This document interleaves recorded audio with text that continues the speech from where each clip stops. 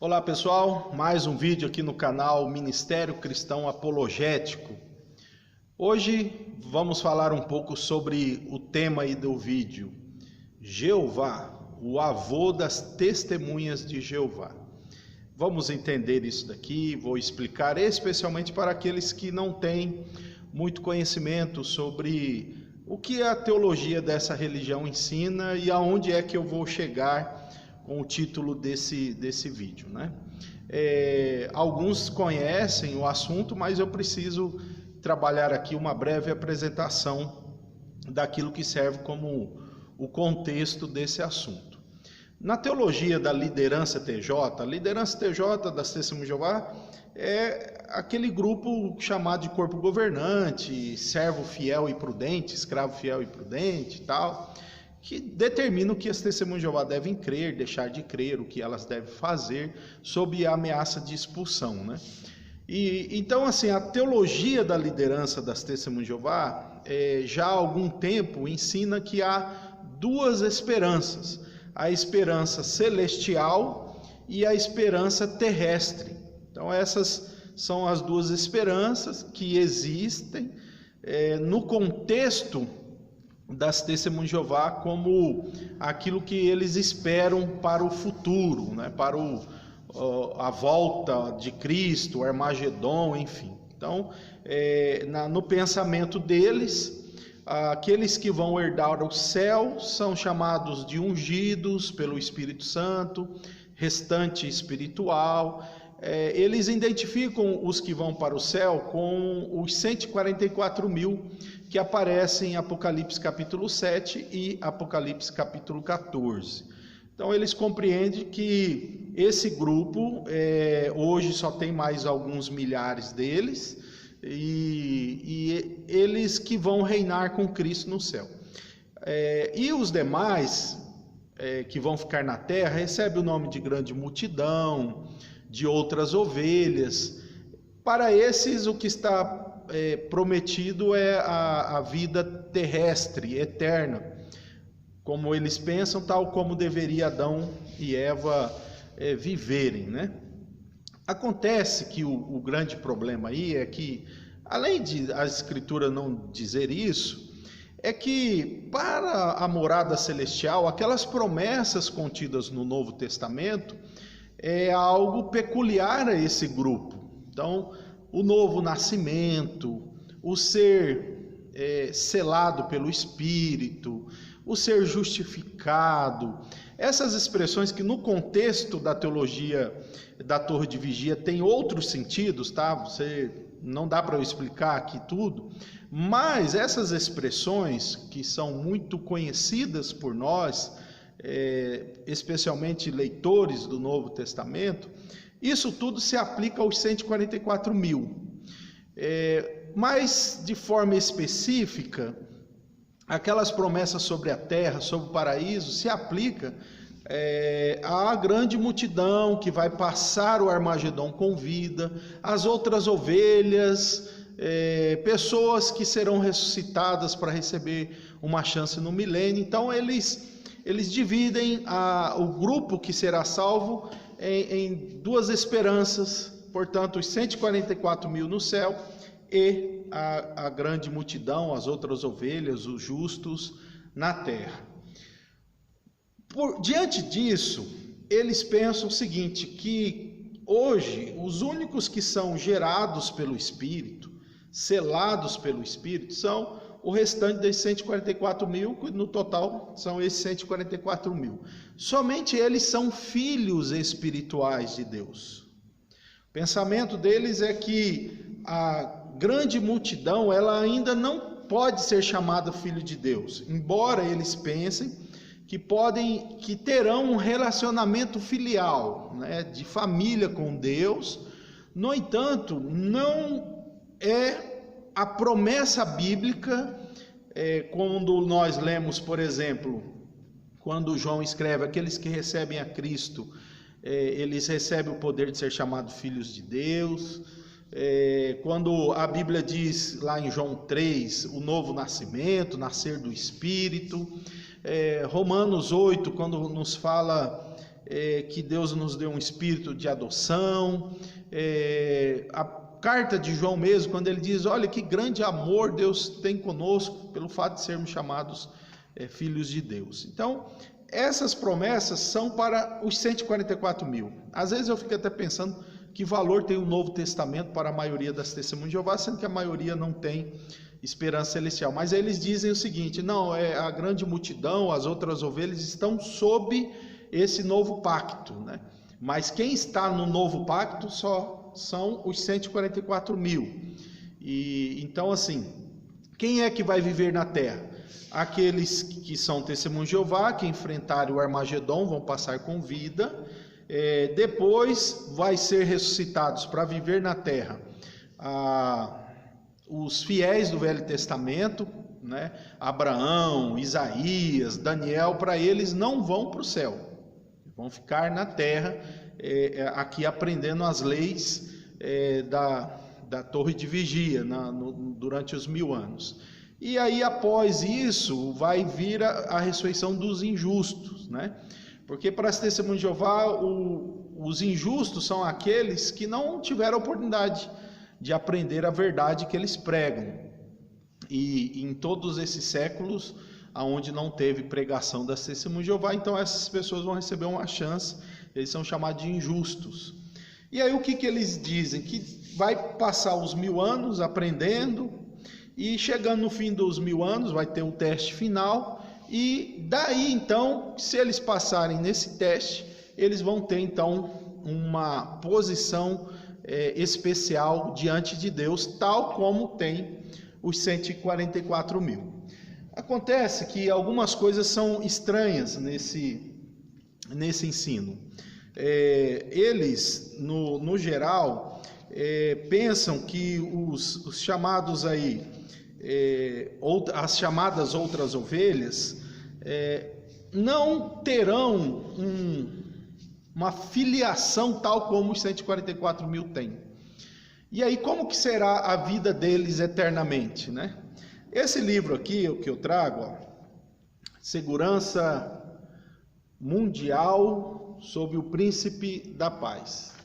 Segurança Mundial sob o Príncipe da Paz. É um livro das Testemunhas de Jeová do ano de 1986. Então, o que eles dizem na página 169? Eu vou fazer como tenho feito, colocar aí a imagem perto para vocês. Aqueles que duvidam, por favor, dê um pause e dá uma olhada naquilo que eu vou ler aqui e depois mostrar. Página 169, olha só o que o livro diz. Desta maneira, o Pai Celestial de Jesus Cristo tornar-se-á o avô celestial da restabelecida família humana. Por este motivo, a família humana entrará numa nova relação com o Criador do céu e da terra. Olha só que interessante isso, né? Vou pôr aqui próximo, para que você veja bem isso. Observe aí que eles dizem que Jeová, ou seja, o Pai de Jesus, vai se tornar o avô da humanidade salva, ou seja, depois dos 1000 anos, a grande multidão, aqueles que receberam a chance, os patriarcas do Velho Testamento, todos esses então serão netos de Jeová, porque eles pensam, já que Jesus vai ser o pai da humanidade, então já que Jesus é o pai da humanidade e Jeová é o pai de Jesus, logo eles raciocinam que Jeová tem que ser o avô da humanidade salva no paraíso na terra. E, curiosamente, apenas os 144 mil, por serem irmãos espirituais de Jesus, eles serão então os filhos de Deus. Eu quero apontar mais 2 problemas aqui nesse assunto. 2 problemas não, fazer mais 2 apontamentos aqui. Depois de estar tudo resolvido, depois do milênio e tal, e todo aquilo que as testemunhas pensam, e aí chegou a prova final, agora vocês são netos de Jeová, pelo menos levando em conta o que o livro Segurança Mundial sob o Príncipe da Paz diz, né? O que acontece? Ensinam eles que mesmo assim, depois de tudo feito, é possível ainda alguém se rebelar. E aí eles dizem, a única coisa que não vai precisar acontecer tudo de novo é Jeová permitir todo o sofrimento para provar que ele é justo. Então essas pessoas que mesmo depois da prova final dos 1000 anos, forem aprovadas, se elas caírem, elas serão fulminadas no mesmo instante, né? Ou seja, não há garantia de salvação eterna, nem depois do milênio, para esse grupo religioso, né? Aqui eu trago esse livro, Revelação, seu grandioso clímax está próximo, que é uma explicação do livro de Apocalipse, né? Explicações muito alegóricas, tal. E aqui na página 305 tem aqui, eu até grifei aqui em cima, ó, você pode verificar aí o que está sendo dito. Fala assim, ó: e na nova terra, quaisquer que tentarem introduzir tais práticas serão logo destruídos, sofrendo a segunda morte sem esperança de ressurreição. Então veja que isso ainda pode acontecer depois do milênio, na nova terra, que eles dizem que vai acontecer. Pode ser que o que eles estão pensando também esteja incluído os 1000 anos, mas como aqui eles apontam isso, né? Se persistirem essas ações, não herdarão promessas, e na nova terra, ou seja, eles introduzem aqui uma informação nova de que na nova terra, se acontecer de rebeldia, vão ser fulminados. Então, mesmo assim, os netos de Jeová não têm garantia de ficarem para sempre salvos. Agora, com respeito a outro assunto, dos fiéis do Velho Testamento não irem para o céu, né? E eles serão netos de Jeová, não serão filhos, né? É curioso o que a Bíblia diz.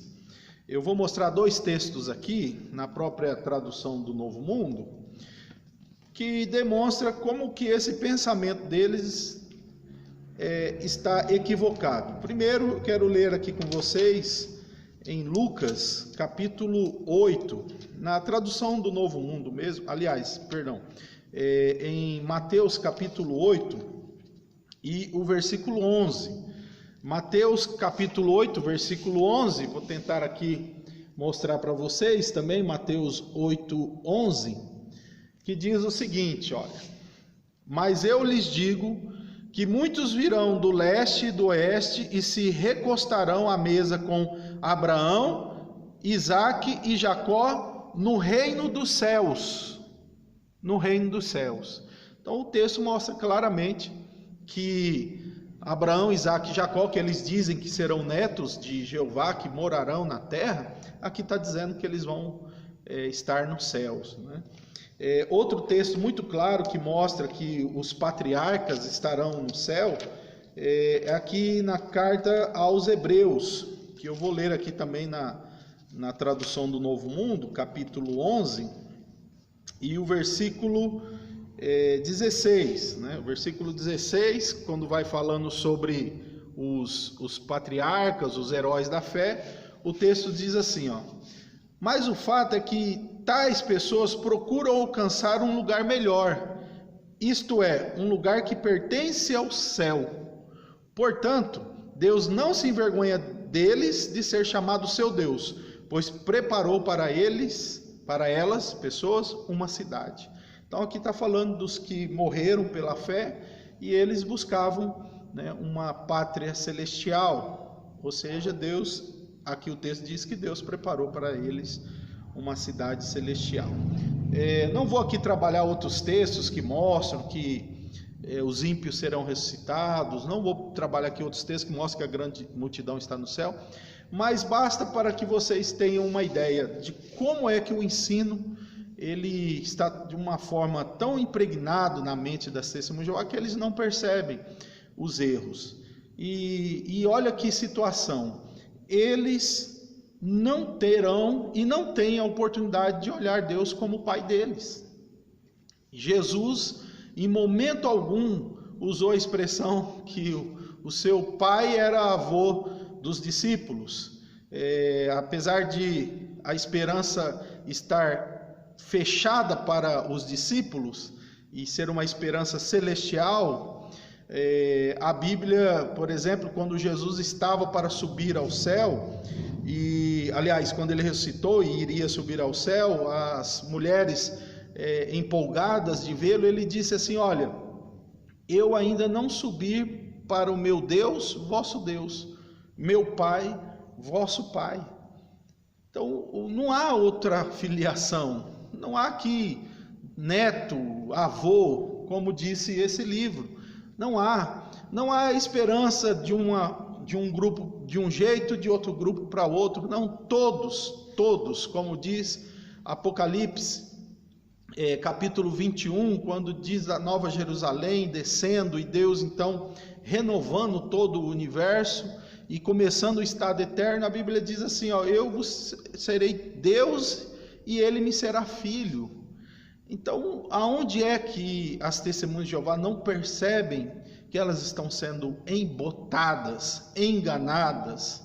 Que Deus ilumine, que Deus fortaleça, que Deus esclareça essas pessoas para serem filhos de Deus por aceitarem a Cristo como Senhor de suas vidas. Deus abençoe a todos.